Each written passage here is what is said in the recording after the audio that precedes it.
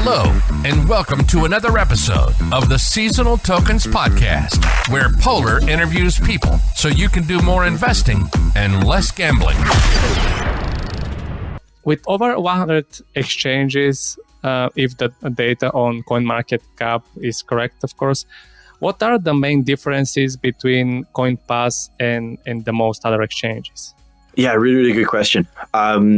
And even some of our USPs might not be, useful to a lot of people, and that's fine. We try to cater as many groups as we can.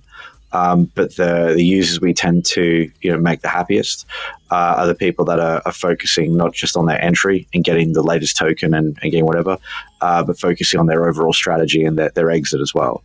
So getting capital from a UK bank account, or even a Europe, we do euros as well, so UK and Europe, getting from their bank account into crypto and also back out. The exit is just as important as the entry. Some people are very happy to jump between their Barclays and their Revolut and deposit over here, but they are creating a very heavy digital footprint that will most likely come back to bite them in the long run. And also depositing with cards on other platforms are very, very expensive. It might not seem like a lot, paying 1.5% or 2%, but that affects your overall entry price. And some people are so focused on the lowest fees possible. I think Binance charges either free for certain tokens and 10 bips or 0.1% for others. But if you're paying 2% on your debit card to get in, and your bank will most likely see that transaction and flag it for later, you're causing a lot of problems in getting back out of the market when you finally want to cash those profits. In a perfect world, once you go into crypto, you can stay there, but there's still a lot of work to do on the payment side in terms of crypto as well. So the people that we tend to attract are investing anywhere from kind of 500 up to 50,000. They're getting in and out of those from their bank into crypto or crypto back into their bank within a couple of minutes. We deal with a lot of businesses because we do business accounts. So your property investors, your consultants, people that have a limited company, as well as their own name, can have two accounts on our platform. And they find that very useful because they don't have to take funds out of their company and into their own name as income or as revenue or dividends or whatever. They can invest directly with their limited company, which is perfect for them. And then it comes down to support as well. We're a team of people. Try to put humans back into crypto. There's too many bots. There's too many auto answering services. Refer to an FAQ, get stuck in a queue for days on end. We take a lot of pride in being a service-based business, and that's a lot of my experience was always service-based. Not tech support, but obviously tech teams supporting our clients. Getting a very simple answer back to someone as fast as possible can build a lot of trust. So while I say we're in the crypto business, we're also in the trust business. You have to sign up an account, you have to do a KYC and then make a deposit. That's 3 levels of trust we have to build with someone before our company makes any money whatsoever.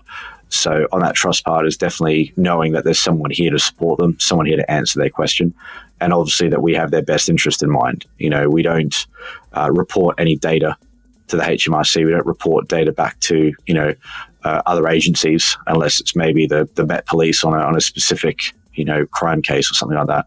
But we protect our users, and we, are always going to battle for them to provide the best service and the best product that we can. And I think that's what definitely sets us apart. Really nice. Yeah. All the things that you mentioned are really important in the current situation with crypto. I think that if crypto exchanges can make the life of potential investors easier, this can make the goal of crypto becoming mainstream much, much easier. And I think even with mainstream banks as well as the neobanks and the digital only ones, there's still a very heavy emphasis on the user doing all the work before we can get to somebody. I know Revolut is a great little payments app, and I use it when I'm traveling. But if you get locked out of your account for any reason, it is exceptionally hard to even open a support ticket. You can only open a ticket within the app. You can only log into the app once you get your authentication done. And I didn't use the account for close to 4 years because I was in London under COVID and I couldn't get back to Australia. I obviously had to re-download it. My card was expired and I'd already chopped that card up because it was expired for 2 years. So why do I need it? And I didn't have some of this relevant information to just get back into my own account. And I was at a point where I was like, I may as well just, if I can't get back in and I can't raise a support ticket, I can't do anything, I may as well just go somewhere else. And I think I actually went through the business support to get something reset on my retail individual account. It was that bad, purely from inactivity. There were still balances on my account as well. So I have no idea why it's so difficult to raise a support ticket to get a basic amount of help. I'm happy to do the KYC again. I'm happy to provide the right information. But the fact that I was just kind of in this constant loop of, I don't have the card, I haven't used it in a while, I can't remember the PIN, that blocker essentially stopped me from using the service. And I think that was a really, really poor customer experience. And I think, the normal banking apps can take a page out of crypto's book on what we're doing, because everything is instantaneous, because everything on the blockchain is transparent. I don't have to ask anyone, where's that 5 pounds of Bitcoin that I sent, because I can see it in real time. And that's just something that's missing from the existing traditional finance system, something they can learn from us, whether they like it or not. Yeah, absolutely. I can definitely relate to what you're saying with Revolut. I have had similar issues before with something like that. So yeah, it's great that you are working on providing support that easy to customers. And I have had some issues with other exchanges regarding to the support. It has taken me a lot of efforts to just find a way to contact them. And after that, waiting for many, many days to receive an answer. Yeah. And sometimes it has been a case with a serious amount of money, at least for me. Yeah, it's probably just the thing. I mean, a significant amount of money to one person is an insignificant amount to another. And when you're dealing with millions or, tens of millions of users, unfortunately, the premise will always go to whoever's spending the most at that amount of time. And support is not a revenue generating activity. Getting someone access to their account doesn't mean they're going to be adding more revenue to the bottom line. And I think from a growing business, when you have a small amount of users, they kind of become your marketing force, so you look after them like gold. We've got some of our users on our platform that have been with us since 2018, and some of them I know personally, a lot of them I don't. But anyone that's kind of come on and stuck with us a longer period of time, whether it's an unfortunate or fortunate, they get the same level of support as someone that's brand new. We don't put a preference on if they're a corporate user or if they're an individual. If they've got a question and we don't have an answer for it, or they're stuck into a loop that we're unaware of, or they simply have a client request. They've done a huge amount of volume and we have to do our own checks and balances because we're an FCA registered company. We try and make it as easy as possible and not use complicated language to get past those little problems as fast as possible. And you can't have a one-size solution for everybody, which is an approach that I've seen over and over and over again from people, is one size fits all. That's not the case. Everyone's different. Everyone's got their own financial matters. Everyone's got a different bank account. Everyone has maybe the same question worded a slightly different way. And you have to be able to respond to that and communicate with everyone. Because I think that's what we all want. We want a connection. We want to feel engaged. You feel disengaged with the brand, you will try something else. And that's just the nature of the world we live in right now.